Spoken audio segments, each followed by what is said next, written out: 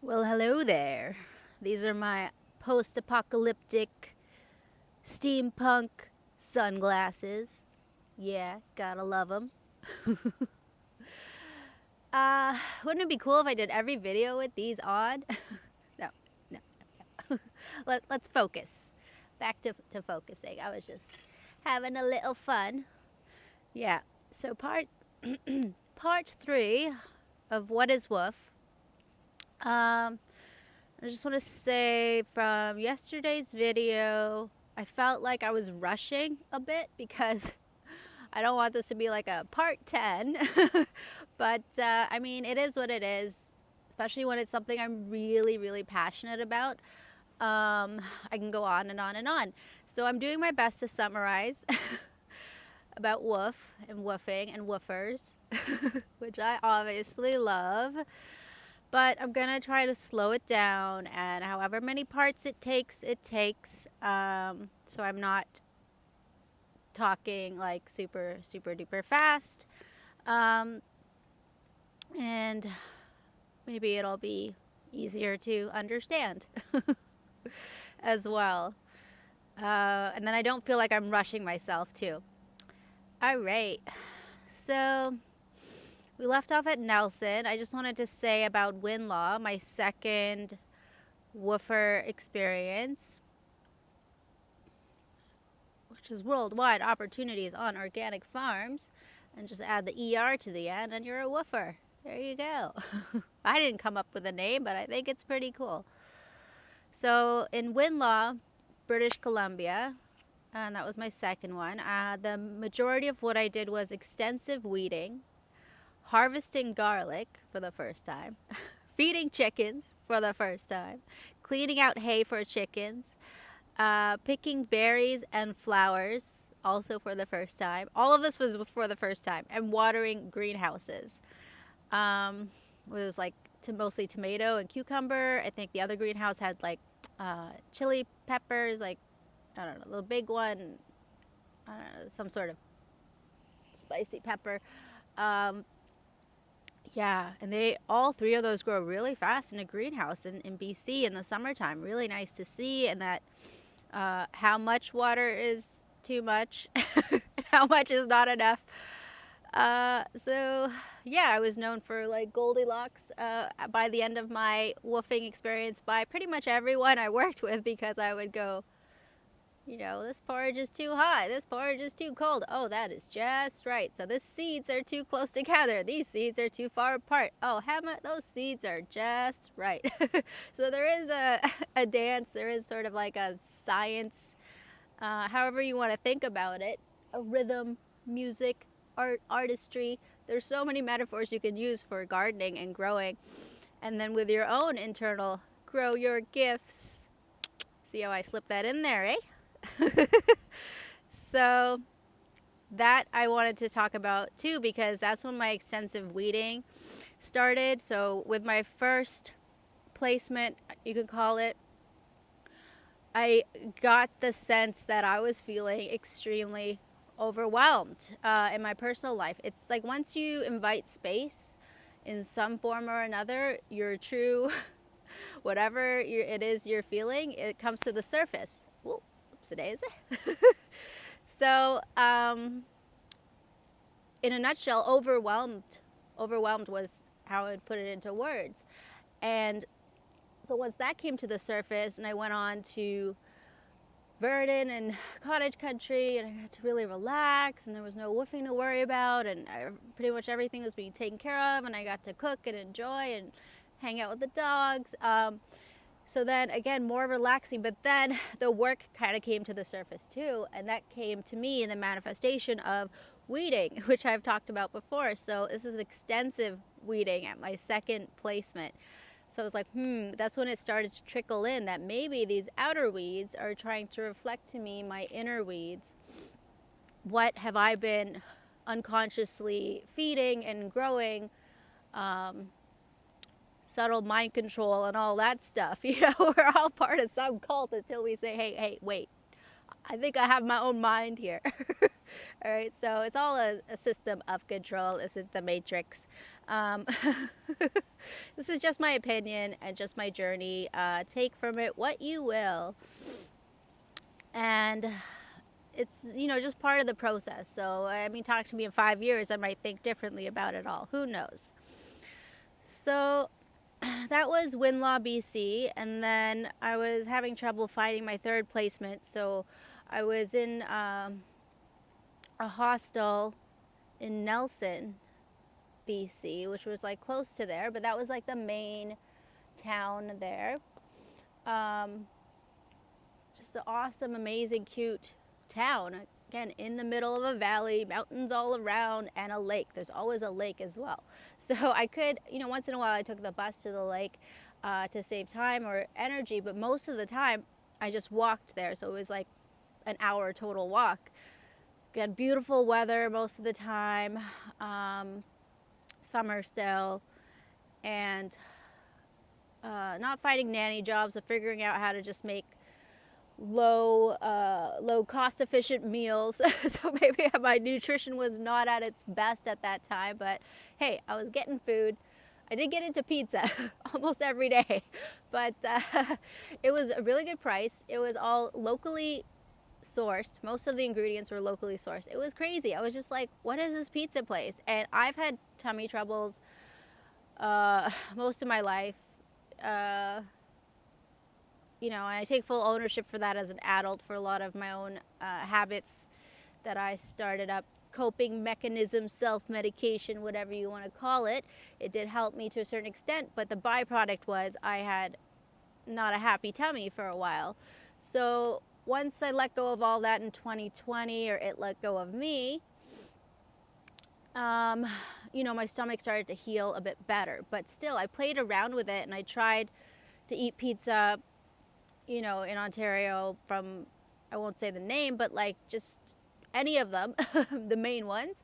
And it did not agree with me at all. I don't know why. I wanted to eat it because it, tastes good in the moment, and I saved money. But, there is that one discount place that I can still eat once in a while, which is great. And they make it Indian style, which is like with some ginger and green chilies and a little bit of cilantro or coriander, whatever you want to call it. Oh, it's so yummy, and my stomach is very happy with that style of pizza, and my wallet is happy too. So it's the whole pizza journey. But that's why I was like eating it almost every day. It actually felt nourishing. It was so good. I did get into my 1 cup of coffee too. Coffee there was amazing in Nelson. I found 2 spots, but one really agreed with me. I'm very picky about coffee as well. I've had coffee that does not make me feel well, so I have to be choosy because otherwise I suffer, and I don't want that. I'm done with, eating things or putting things in my body that don't make me feel good. I've had enough of it. That's been my journey, so that's why, I'm so adamant about picking things that make me feel good. Why not? Give me energy and stuff. So in Nelson, I was basically floating in the lake almost every day. I had my routine. I would look for suitable nanny jobs. I kept looking for my third placement. I kept looking for Tofino since the weather was nice. Nothing was in the cards. For some reason, it just kept going and going and going. I was like, I don't know how much longer I can stay in a hostel. Something's got to give soon, right? Because I don't want to just have a placement anywhere. After all my life experience, I know myself in that way. So I know what I'm comfortable with and what I'm not comfortable with. Woofing aside, I've been to Cuba like 5 times. I've been here and there in the United States, West Virginia, New York, like when I was littler. All these different places, I remember snippets. And Mexico, been like different places, and it helps shape your worldview, but this is, completely different, woofing and staying with other people and staying in their home and all that stuff. I did remember something too I wanted to mention about the food. So your accommodation and food is taken care of in exchange for those 25 hours of work a week. And my first placement, I mean, I don't know. I even told the mom that I think you should have a cookbook or your own cooking show or something. Like, the food was that great. And I did cook some of the time too, but the family just ate very clean, and the whole community too. We would have once a week meals, and oh my gosh, they all were amazing cooks. Like, we're all just like, this food is so delicious. Like, there's nothing else to talk about. We're just like, oh my gosh, this is like cooked with love. It was so delicious, and clean ingredients, you know, from the garden, as much as you can get, you know, clean. um, No McDonald's in sight, let's say that. And I'm not knocking McDonald's, is great, you know, if you're on a budget and stuff. So, whatever works for you. And my second placement, I really lucked out in terms that she only shopped at like the expensive, it wasn't super expensive, but it was not cheap, where, you know, it's clean food again. I don't know how else to say it. It's like here we have like Nature's Emporium. So it was all the same sort of stuff there, that when you read the ingredients and you look them up and you're like, okay, yeah, some things are just marketing and they still slip in all this bad stuff. You got to be skeptical and weary of that, of course. But I kind of gauge it too as well, you know, after I've done all the research, how does it make me feel? So yeah, she was like, go for it, whatever you want to buy, please buy, please don't be shy. So it was like tahini. Like, tahini's expensive, you know? And she's like, you know, if you don't finish it, I'll use it too, and you can show me how to use it and make it to make the homemade hummus. Because we just had, she took me out for a restaurant, and I was like, I could make this. We were eating like pita and dips, and I was like, I could make this too if you want. And, you know, letting her know like I can help as part of my woofing by making meals and stuff. And she's like, oh, maybe you could teach me how to make it. So we did that as well, and things like that. So I was kind of spoiled at my second placement with the food. It was just like above and beyond with the nourishment and what I was, you know, we agreed upon for the groceries. And we went to the grocery store together, and she would just, you know, pay for the bill at the cash out time. And I'm the kind of person, like, I really try to lowball it as much as I can. I'm not trying to take advantage or anything like that. So I really take into account that, you know, this is their time and energy, that basically that's what money represents. So, you know, I have to value it very deeply and make sure, like, whatever I buy, I'm going to eat it. And if not, you know, make sure she's okay with taking the leftovers. So, and she has stuff from the garden too, growing all the time. So she's like, pick whatever you want and use that in your cooking. So I really wasn't spending that much, but it was just so luxurious to get the kind of food I'm used to. Let's put it that way. I've gotten used to, and you can do it on a budget. It's just a matter of picking and choosing. Things like that, and meal planning and all that good stuff. So, but in Nelson, you know, I went to the Value Mart. I don't know what to call it. I always forget the name of these stores. They had a lot of co-ops, but it was like the discount place. And I also knew how to rough it and, you know, spend money on food on a dime, you know, so that I could eat that pizza as well. So yeah, you learn how to shuffle your money around and just get what you need nutrient wise until you like, okay, I'm gonna be at a placement soon enough, and I'll get what I properly need nutrition wise soon enough. So, and I wasn't working too, so it's like, you know, you figure it out. So that's the food at the first and second place, and Nelson. And as timing would have it, oh wait, I also wanted to, so I did check for some woofing places within Nelson. So I met with a woman, and she showed me around her place. It was so amazing. It just wasn't the right fit. And her kids were so, so sweet. I can't, oh my gosh, so sweet. The older one had special needs, and the younger one was like a chicken whisperer. I don't even know how else to describe it. So he showed me all the chickens, and he picked one up and held it, and I was like, how are you holding this chicken? He's like, you want me to show you how? It's like a little boy, like, I don't know, 7 years old or something. I was just like, I've never seen anyone in real life like pick up a chicken, and then I was in my head, I'm like, oh no, what if it pees on me or something? So I did want to hold it, but I, like, because animals, sometimes they do that when they're scared. At my first placement, I held a frog. Immediately it peed on me, and I was like, I almost threw it, but the boy was there. Another young boy teaching me how to hold a frog was there to like keep the frog safe and not let it, get thrown away. I wasn't like throwing it. But anyways, the point is, nobody likes getting peed on, okay? So even though it's just like frog water, um, same with the chicken. I really wanted to hold a chicken, but I was like, I don't have a change of clothes on me. All these things. I just don't know with animals. If I don't know you, it takes me some time to get to know you, the specific chicken. They all have unique personalities, I realized, bit by bit. But I was able to hold this bird. Oh my gosh. And it was like, I'll never forget it. Like that's all I can say about that. And then, I let her know I'll think about it. She'll think about it. And for whatever reason, we didn't decide to go ahead with that placement. But on our drive back, she was dropping me off back to Nelson.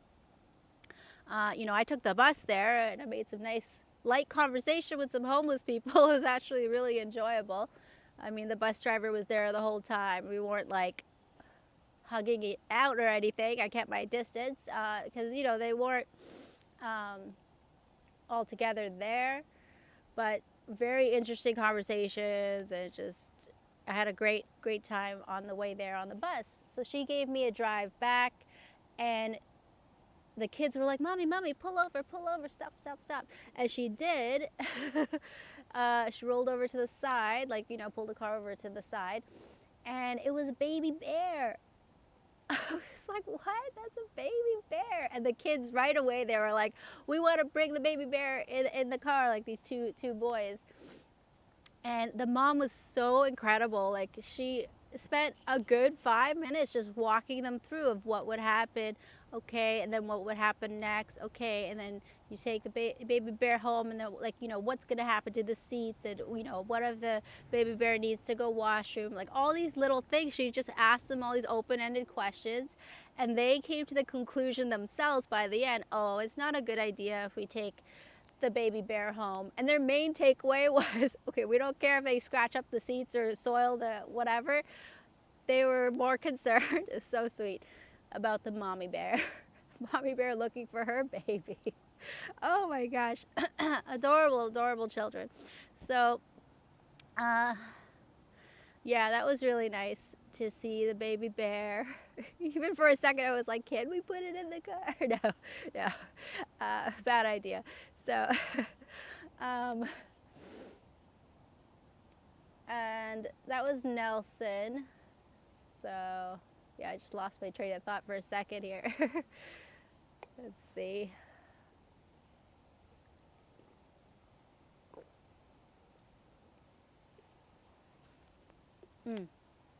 Yeah, that's the gist of what I wanted to share about Nelson. It was so nice.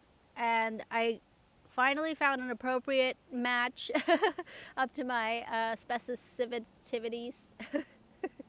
And it was in Kelowna, BC, on a lavender farm. Like, what? The flowers were calling to me. And it was like a 4-person RV. Like, it wasn't like state of the art or anything, but it was nice. It was spacious and nice. And the family was so sweet, and they had older kids, like, preteen, teenagers, 3 of them. So they're busy doing their own thing in and out of the house. So mainly I was working with the dad of the family. And, I did, let's see, what did I do there? Kelowna, BC. I harvesting lavender, filling into a wheelbarrow up a hill, which is like walking through sand. It was almost like sand. I kind of felt like I was on the moon. It was very difficult, but I loved it because, again, only 25 hours a week. And it was like, I understand the benefits of a good workout. And it wasn't like doing that for the whole 5 hours. I was doing other things that day as well. I'm just painting a picture of how challenging it was. And it wasn't super heavy, but it was a lot of lavender. You don't want to drop that. So anyways, and it was like a steep hill. So what did I say? Harvesting lavender, filling a wheelbarrow up the hill, yard work, weeding. So these were the weeds were getting even bigger and more gigantor and deeper roots. It's like interesting with the inner work as well. Some of them, even in my second placement, some of the weeds were like taller than me. I'm like, these are not Ontario weeds. I was planting lavender, in the greenhouse as well, like from seed. And then once they grew to a certain height, then we planted them in the sand soil. Mowing the lawn, they had a nice big backyard, which I enjoy doing. And it's very meditative for me to put my music in. Painting the decks. I loved painting, but wow, it is hard work. Painting is not easy. And there's a couple of coats and stuff, but I did really enjoy it. And some light housework. And they had, oh my gosh, the best dog ever. Very big. Like, they warned me, like, this dog, just plant yourself, because like a footballer and American football, because it feels like he's gonna tackle you, but that's just how he like greets you and says hi. It's like, okay. So me and the dog got along super great. I do this with all the animals. Once, my sister showed me, she's a registered massage therapist, RMT, and she showed me on my cat like how to do massage and pick up on their cues, and she knows about anatomy and stuff generally, but I have no idea. So it was a big learning curve, but once I learned kind of like, okay, how to gently do the, especially on their head, their neck, and their spine, their shoulders. Like, animals can carry a lot of tension as well. And oh my gosh, she kept coming to me for massages. It was so sweet. The mom was like, I'm jealous. Usually me and him are best buds. I was like, don't be jealous. He just wants a massage. And sometimes I didn't have energy, and I was like, all done. All right, I am all done. Scan my energy. I don't care if you understand the words or not, but you understand, all done. I know you do. And he did. He got the picture after a while and went to someone else. But most of the time I had energy to give him a quick puppy massage. So he was just such a sweet, sweet dog. So Kelowna, BC. Home of the Loch Ness Monster. No, I'm sorry, Colonians. I'm saying that all wrong. I just remember going to a park and they had the famous lake monster. Opanagano. I don't remember the name. I'm sorry. Like in the children's park or whatever. Like, so a playground. And I looked it up, of course, later, and was like, I'm not going to see the lake creature. Mythical, maybe not. Who knows? But because you have to really walk out once you get to the lake. So I took the bus to the lake a few times down to the city area. And you got to keep walking and walking and walking for the water to even be deep enough, which was nice because, then I would get a chance to get hot and get used to the water. By then, the water temperature was getting a little cooler, but I got in eventually. And they had like one of those zip line ropes and kids were jumping into the lake. I didn't have the energy for that. I really wanted to do that, but I was like, no, I've been working hard, man, in the lavender fields, saying hi to the bumblebees. I need a floating spa day and then take the bus home back to my 4-person RV. So yeah, and they were really great too with the food. So how it worked is, yeah, I would just go to the grocery store with them, and she's like, please buy whatever. And even after the first grocery trip, she's like, I'm pretty sure you could eat more than that. You don't have to be so nice. I was like, okay, okay, got it, got it. And so by the second grocery trip, I was more comfortable. I was like, okay. So we just got to the superstore, and even superstore, I know the kind of things I like. I have my favorites, so I got to pick and choose, and mostly my goal is to eat everything that I buy, right? Or that they bought for me. So that was great. And I was finally getting all my nutrients that I needed again. And I think I'll wrap it up on Kelowna, uh, BC. I met up with some friends. That was nice. That was just happenstance. So I was able to go night out at a restaurant, which was like a treat, but it really wasn't because I couldn't eat most of the food. It just didn't agree with me. It's like too greasy or whatever. I don't know. I won't say where.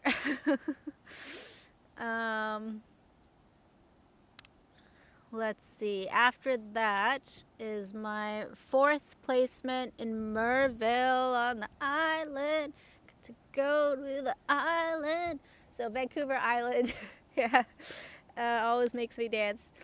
So yeah, we'll pick up there for the next one, part 4.